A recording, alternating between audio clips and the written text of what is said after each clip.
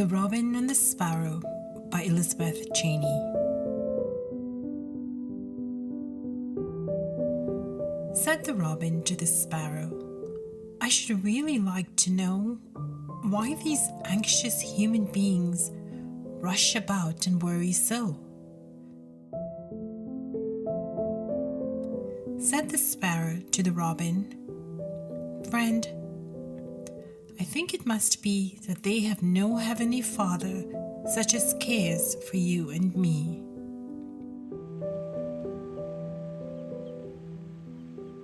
I looked at a photo of me from the day I recited that poem for the annual Sunday school concert. I remember rehearsing in front of my sister. In our version, we exchanged the birds for an ibis and a bluebird. I wore a long blue dress, and I'm sure I was missing a few front teeth. How much life has changed since then.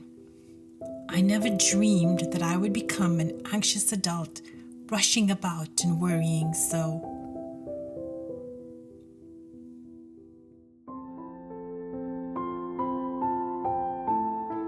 After my chiropractic appointment today, I stopped to get a magazine out of a box near the subway.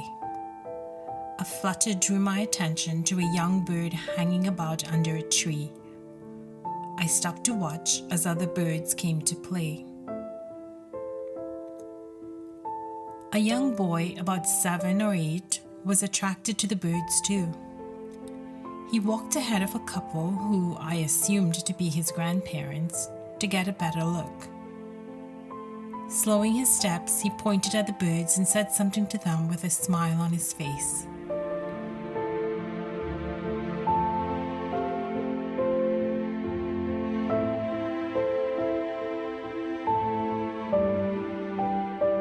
They didn't turn a head, not even slightly, to see what he was pointing at. One muttered something that got him moving, and neither one slowed their pace even for a second.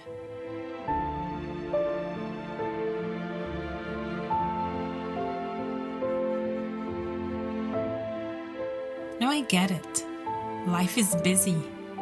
Maybe they had to get somewhere for a certain time. Still, this was a bit sad to me. Here was an opportunity to enter into a child's mind, to have a conversation, to teach him, or just give him a few more minutes to enjoy something so simple that made him smile.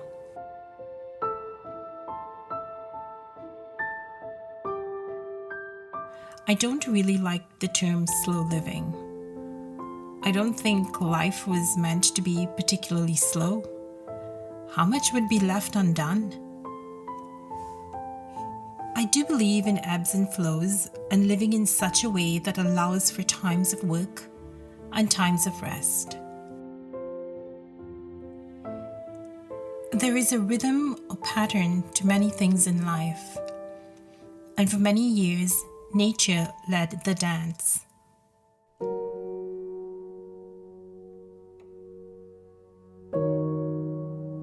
Long ago, people lived more closely aligned to the cycles of nature. Up with or just before the sun, in bed before midnight at least, eating food according to the seasons, storing up and staying close to home in the winter.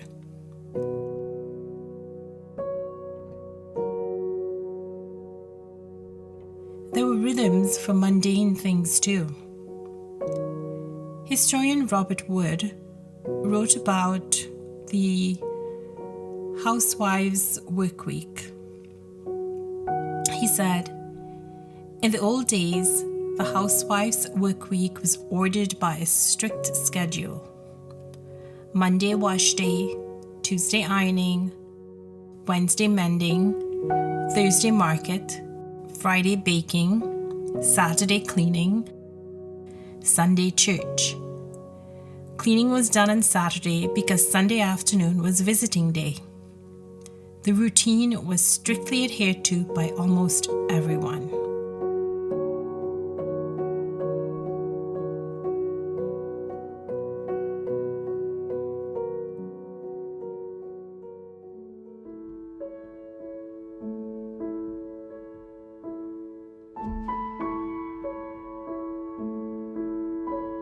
We still have some routine to our lives, but the pattern is much more varied.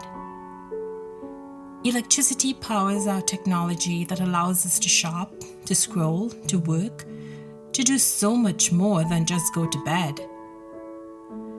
Massive highways, high-tech cars, bullet speed trains mean that we can go where we want, when we want, winter, summer, day or night.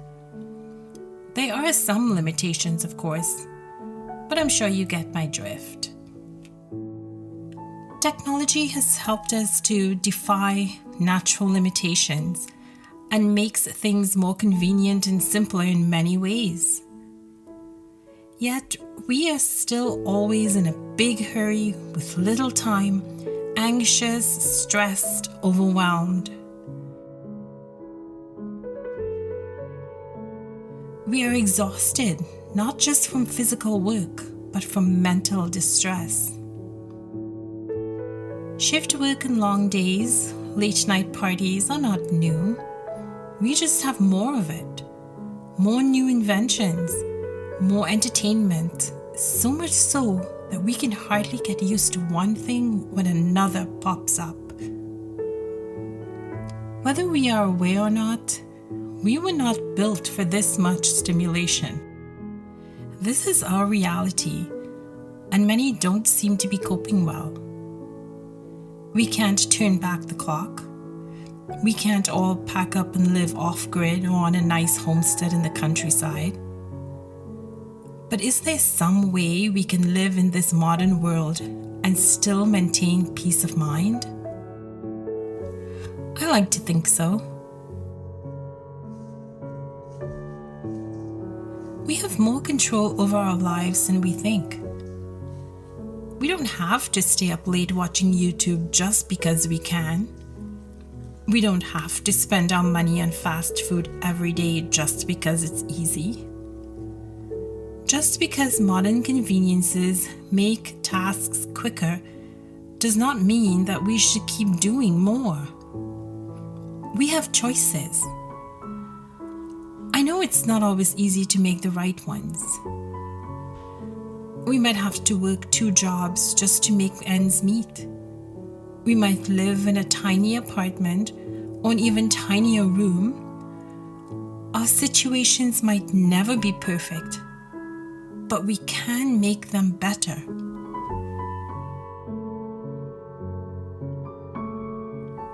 I think we need to start with the recognition that we are not living the way we should for our well-being. Recognize that we don't have the right amounts of ebbs and flows. For one person, it might be an unhealthy balance between work and rest. For another, it could mean having too many things around us that never get used. And I hope this one does not apply to anyone, but it could mean you have too many negative people around you than positive ones. Often, we don't take the time to sort out our feelings. We might be uncomfortable in a place and never take the time to find out why. We are so used to busy and discomfort that we don't even know that what we're experiencing is not okay.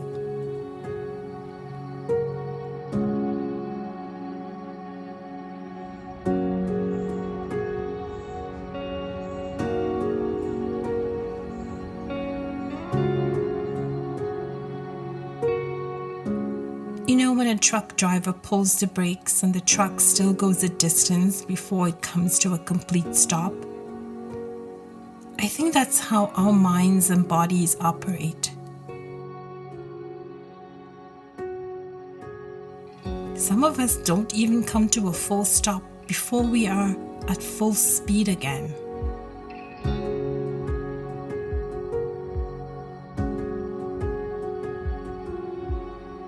I know we should practice gratitude and look for something good every day. But how about we try to identify the not so good too? Not to dwell in them, but to fix them if we can.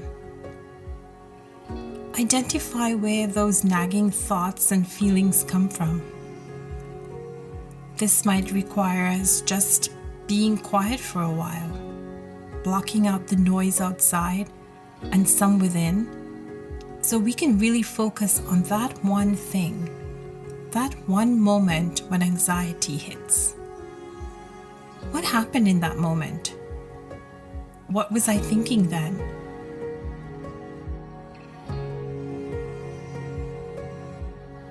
Why do I feel that way about a particular person or situation?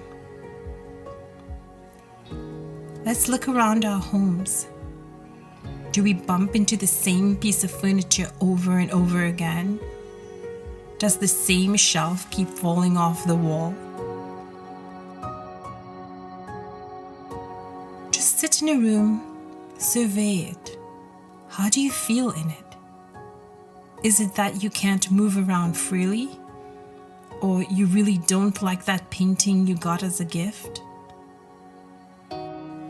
I know I've talked about a similar topic before, but I believe it is worth covering again because so many of us are living helter-skelter, sick, in debt, exhausted, angry, agitated, and we think that's how it will always be. So let's try to bring some order, balance, and structure to our lives again. Let's walk with a healthy rhythm. I'm trying to get my life in order too. Why not join me in finding ways to lessen the stress and to create an oasis in a chaotic world?